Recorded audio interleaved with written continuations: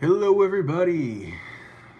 We are back in the New York mood. I'm actually not in New York. I'm in Indiana. And I'm in Indiana because, as I've discussed in the past, I'm going around to different areas of the USA that have been affected by the recent rash of riots and protests. And like I've alluded to before, it is fairly incredible how pervasive those riots and protests have been. Like, for example, I was just in Fort Wayne, Indiana.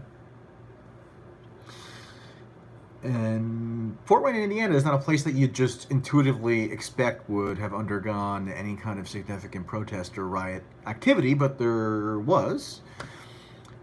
And I only learned about it because I happened to look it up on a random morning as I was headed in the direction of Fort Wayne, Indiana. And there are just countless other examples like that. And unless there's a big ramping up of this again, which I guess is possible, we're now sort of a little bit of an aftermath phase where we kind of like look a little bit more rationally and dispassionately about what happened, hopefully, after having exited the sort of frenzied peak of the movement that arose after the killing of George Floyd in Minneapolis. But then again, this could be a long summer, so there could be additional peaks and valleys, let's say. Last night, apparently, I don't have the full story on this, but there were at least reports that the Atlanta police walked off on the job and just kind of let everybody fend for themselves after an officer had been indicted by the district attorney for felony murder. I'm not going to speak with any kind of authority on that situation because I'm not in Atlanta. I haven't followed it that closely. I'd have to read a little more into it. But it's just a sign that, craziness could be upon us still in ways that we can't quite foresee right now. Because like a spark has already been lit, so to say. But I wanted to focus this video mostly on an article or an essay or whatever that was just published by me in this publication called Unheard, UNHERD. It's a UK publication. It's been on quite a roll lately, if I may say so myself. And not because they're publishing me, which is of course a massive asset, because of many other good things that they've published recently. So I would recommend taking a look at that publication if you're not familiar. Again, it's Unheard, UNHERD, and the link to my article is in the description box. So peruse that at your leisure. And essentially what I wanted to kind of do is to assess what has changed within mainstream U.S. media culture within the past couple weeks.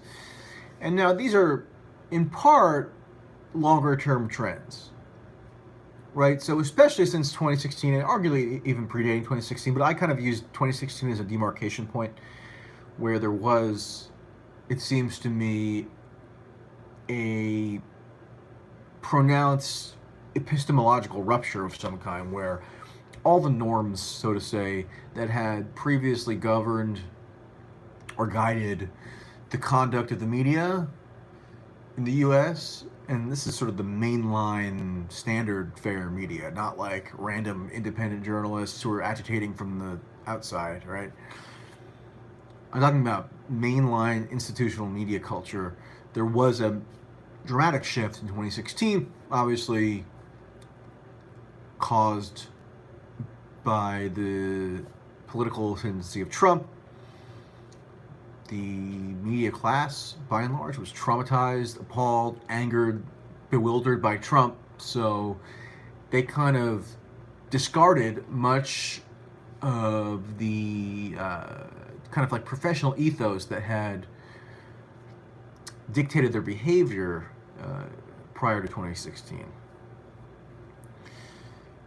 So before 2016, for somebody to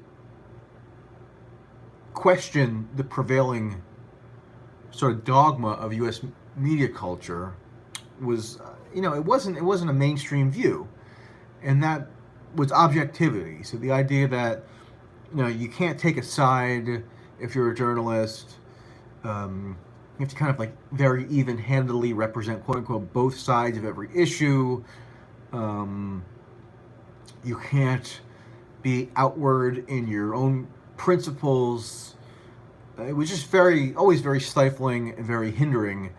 And I had been a critic of that dogma for years prior to 2016. One of the first big articles I ever wrote was on this subject. And at that time, it was a marginal position. I mean, there were some people you could find who were on board with that critique, but it was a marginal, largely, position. And now it feels like objectivity has just been thrown 100% out the window. And as I mentioned in the piece, I don't think that's wholly a bad thing, because the objectivity doctrine was never tenable in the first place. However, it seems that thrown out the window alongside the objectivity doctrine is any remaining semblance of what you might call impartiality. So impartiality and objectivity, at least in my rendering here, don't have to be exactly the same thing. Impartiality I would define more as just adherence to facts. Shocker. Dispassionate evaluation of evidence. I know, another stretch. Maintaining something like critical distance from political events. So, for example, if Donald Trump gets elected, you don't automatically kind of descend into this emotional sputtering stupor, which a lot of journalists have found themselves mired by, because they were so traumatized and emotionally impacted by Trump that they lost their minds. So, I mean, if you can't handle like the election of a president who you don't feel favorably toward, then maybe you should find a different profession. Like, you should try to do something else with your life. Because as a journalist, you need to have at least some kind of resolve or internal constitution where that doesn't just like cripple you psychologically. Okay? And that psychological crippling has caused or been a factor in why we've had so much bad coverage and so many moral panics. It's just like a nonstop wave of moral panic, it seemed, that constantly engulfs the U.S. political and media culture. So you have Me Too, you have Russiagate, you have the Nazi fascist panic, even the anti-Semitism panics that have arisen, where, I don't know if you recall this, but in 2017, supposedly like, anti-Semitism was just running rampant. It was like this terrifying new trend, we were told, and like it turned out that some of the people calling in bomb threats to Jewish community centers were like, there was actually one of them was actually an Israeli teenager. So like it didn't represent any kind of bona fide anti-Semitism increase, notwithstanding an anti-Semitic attack that obviously did occur in Pittsburgh in 2018. Anyway, that's kind of getting sidetracked. The point is that we've had the Trump era, the post-2016 era, has been characterized by these recurrent moral panics, of which we're now in one. I mean, and to say that we're now in a moral panic is not to deny, right, that George Floyd was wrongfully killed. I don't think anybody denies that. It's also not to deny that Black Americans often are subject to wrongful treatment by the police, probably on a disproportionate scale. Like, one of the areas where I always thought that grievance was legitimate is driving. Like, so if you're driving in a car on a public road, then you are subject to the whims of the law enforcement actors that are in your proximity, right? I mean, you can be pulled over for essentially any reason at any time. American case law establishes that, I mean, the police don't have to have a reason for pulling you over that reaches any kind of legally, any kind of rational standard. Like they could just have a suspicion of something, or they could just like feel like pulling you over. I mean, they don't have to even really articulate why they are pulling you over, given the case law that is entrenched in state and federal law around motor stops.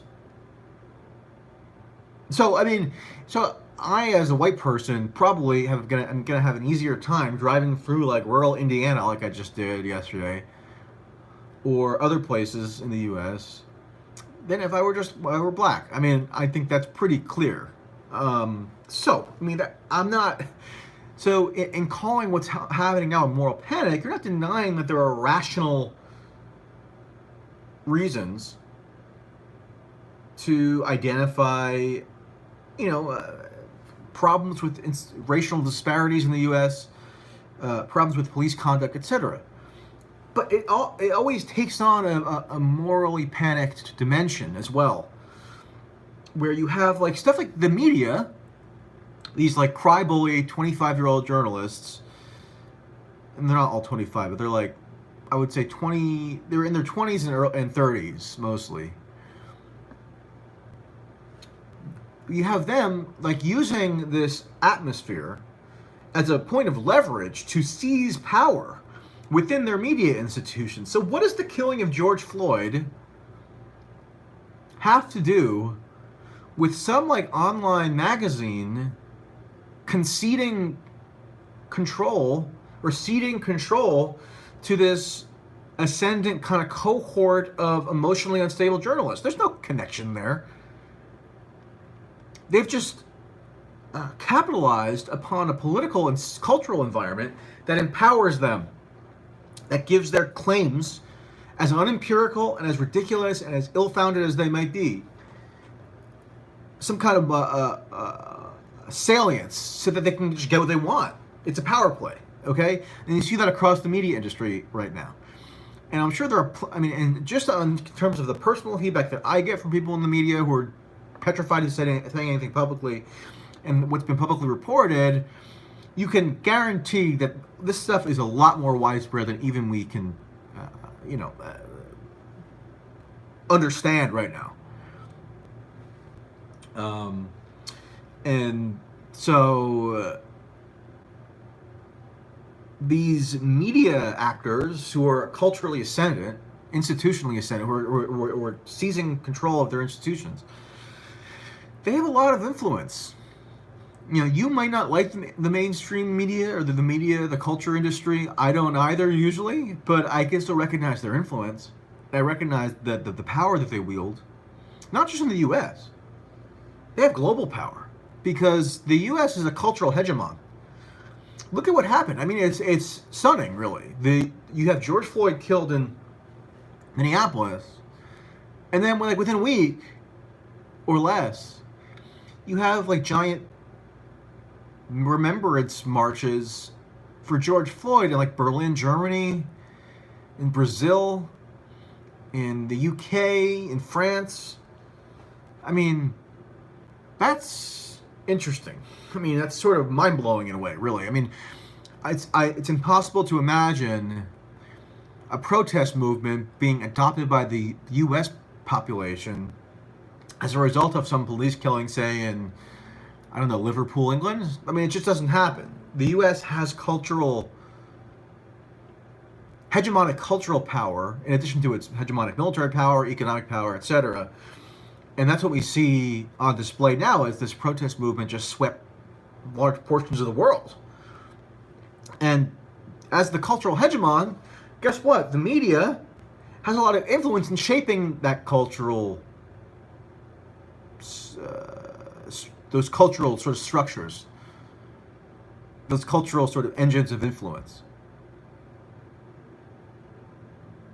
So these cry-bully 25-year-old journalists who are now taking the reins of their media institutions, they have a big influence on the culture machine that is the U.S. And that also has effects on U.S. politics and global politics. So that's why this isn't just a a media story. It's a story about our polity and the influence that our polity, the American political structures, exert the world over. And so, that's why I took a little time to write this piece. So you should read it. I'm not going to go on forever here. More to say. I have actually another article that I'm not promoting right now because it came out coincidentally almost exactly when this other one came out. So I'll promote that tonight and tomorrow. Anyway, let me know if you have any thoughts, feedback, suggestions for where I should go on my route in Indiana now, outside, nearish to Chicago. So I'm going to go to Chicago, going to go to Madison, Wisconsin, and then Minneapolis, but I'm open to suggestions for things to do along the way. So let me know if you have any insights. Okay, stay safe. Stay safe. Most importantly, stay cool. I just flubbed that outro, but that's okay. No one cares. And now I can't even end my video.